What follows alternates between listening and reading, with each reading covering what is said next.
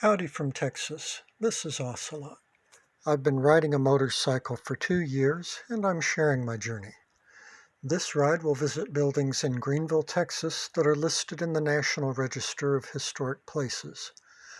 Thanks for riding along. I hope you'll like this video and subscribe.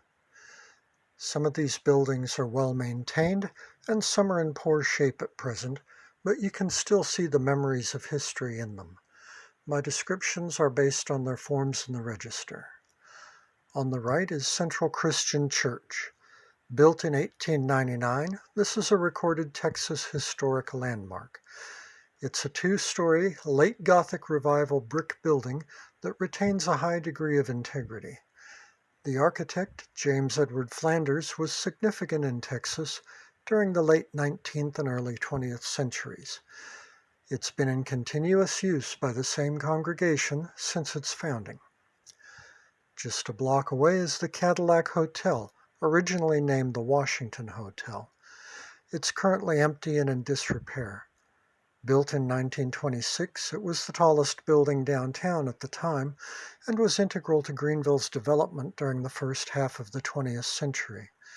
It exemplifies the type of mid-rise commercial hotels constructed across the country during the late 1800s and early 1900s. It's just another block to the Hunt County Courthouse. Built in 1929, this recorded Texas historic landmark is built in the classical revival style, with ornamental detailing typical of early 20th century government buildings.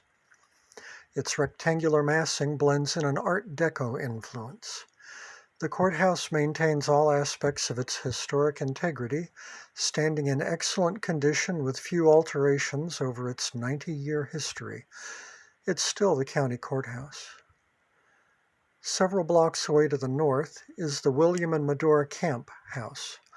This house, built in 1914, is also a recorded Texas historic landmark. It is perhaps the most substantial and intact example of an early 20th century classical revival residence in Greenville. I believe it's currently a private residence, so I didn't stop and take detailed footage. Returning to the downtown area, you can see the spire of Central Christian Church on the left, and then heading further west, we come to the old post office building. Built in 1910, this building is typical of the neoclassical revival style. Audie Murphy, the most decorated soldier of World War II, enlisted for service here on June 20, 1942. Today it is owned by Greenville Rotary and used for event space and office space. Every October, the basement becomes a haunted attraction called the Haunted Landmark. Finally, a little further west, we get to the Katy Depot. Built in 1896, the depot is a late Victorian railroad passenger station. The railroad was the heart of this city's trade and business for decades.